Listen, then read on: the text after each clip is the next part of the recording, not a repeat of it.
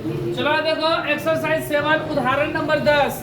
ठीक है, ये उदाहरण नंबर 10 में क्या बोल रहा है कि यदि बिंदु ए 6 बिंदु बी 8 बिंदु सी 6 और बिंदु डी P3, ठीक है, एक समानांतर चतुर्भुज के शीर्ष इस क्रम में हो तो P का मान क्या होगा। मतलब ये एक समानांतर चतुर्भुज के शीर्ष दिया हुआ है, तो हमसे P का मान पूछा है क्या होगा। तो देखो एक समानांतर चतुर्भुज पहले बना ले रहे हैं हम लोग। ये समानांतर चतुर्भुज हो गया जिसका नाम है ABCD। ठीक है, समानांतर चतुर्भुज हो गया ना। और ए का निर्देशांक हमको दिया गया है 6, बी का निर्देशांक 8, सी का निर्देशांक 9, और डी का निर्देशांक P और 3। ठीक है, ये हमको 4 निर्देशांक दिया गया है और हमसे पूछा गया इस P का मान क्या होगा। यहाँ पर P है ना डी के पास, इस P का मान क्या होगा ये हमसे पूछा गया है। कौन सा चतुर्भुज है? समानांतर चतुर्भुज। तो समानांतर चतुर्भुज का गुण क्या होता है कि इसके जो विकर्ण होते हैं एक दूसरे को समद्विभाजित करते हैं। ये समानांतर चतुर्भुज का गुण है कि इसके जो विकर्ण होते हैं, ये विकर्ण ऐसे और ये विकर्ण ऐसे, ये दोनों बिंदु कहाँ पर कटे, मान लो कि ये सपोज M बिंदु पर कटे। कहाँ पर? M। और ये जो M बिंदु पर कटे तो ये समद्विभाजित होते हैं, मतलब ये दोनों आपस में बराबर और ये भी दोनों आपस में बराबर।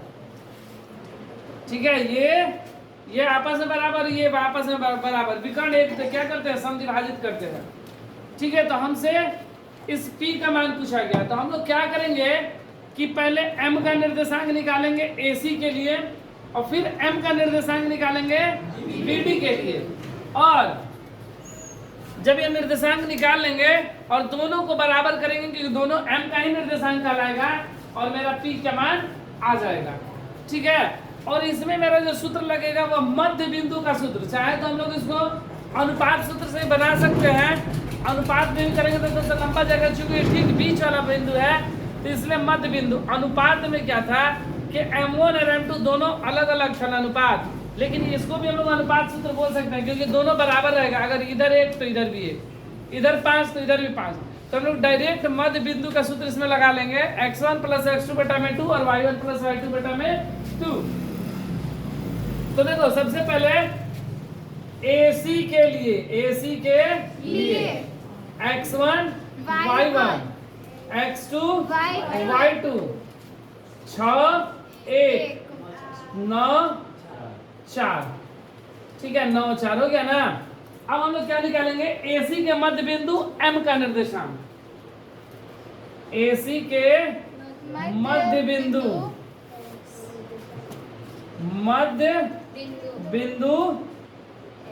AC का मध्य बिंदु M का निर्देशांक। तो देखो मध्य बिंदु का निर्देशांक क्या होता है, x1 + x2 बटा में 2 और y1 + y2 बटा में 2। ठीक है, ये M का निर्देशांक AC के लिए है, AC के लिए M, AC का ठीक मध्य बिंदु क्या है, M, क्योंकि M बिंदु क्या कर रहा है कि दोनों बराबर भागों में बांट रहा है। तो इसके लिए मध्य बिंदु x1 + x2 बटा में 2 y1 + y2 बटा में 2। तो ये कितना हो गया, x1 का मान 6 + x2 का मान 9 बटा में 2, 1 + 4 बटा में 2, 15 बटा में 2 और 4 5 बटा में 2। ठीक है, ये हो गया AC। उसी तरह BD का निर्देशांक हम लोग निकालेंगे। कैसे इसका? BD का। तो BD का निर्देशांक निकालेंगे। BD के लिए BD के लिए x1 y1 x2 y2। x1 का मान BD के लिए ना तो एक P हो गया, एक P3 और यहाँ पे क्या हो गया 8 2। और BD के मध्य बिंदु M का निर्देशांक, क्योंकि इसमें भी इसका मध्य बिंदु M के लिए हम लोग निर्देशांक निकाल रहे हैं। तो BD के मध्य बिंदु M का निर्देशांक क्या होता है x1 प्लस x2 बटा में 2 और y1 प्लस y2 बटा में 2। x1 का मान p प्लस 8 बटा में 2 और यहाँ पर 3 प्लस 2 बटा में 2। ये क्या हो गया p प्लस 8 बटा में 2 और 3 2 5 बटा में 2। देखो ध्यान देने वाली बात है कि ये इसका भी मध्य बिंदु हम लोग m निकाले और इसका भी मध्य बिंदु है। देखो यहाँ भी y का मान 5 बटा 2 आया था और यहाँ भी y का मान कितना 5 बटा 2। जब ये दोनों बराबर है तो ये भी दोनों बराबर होना चाहिए ना, होगा ना, क्योंकि दोनों x है। ठीक है, ये समीकरण 1 मान लो, ये समीकरण 2 और दोनों m का है। m का निर्देशांक यहाँ भी लिखे हैं और m का निर्देशांक यहाँ भी लिखे हैं, दोनों m का निर्देशांक है ना।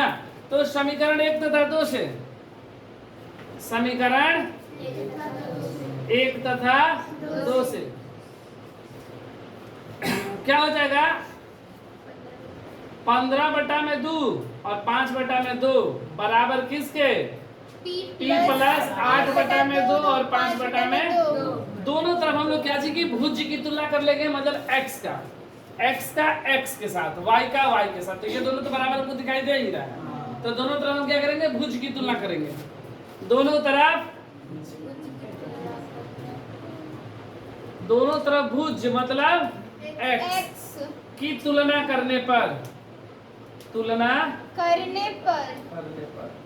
तो 15 बटा में 2 बराबर p प्लस 8 बटा में 2 से 2 कैंसिल, नीचे नीचे क्या बचा 15 बराबर p प्लस 8, 15 प्लस का 8 इधर आएगा तो माइनस का 8 बराबर p।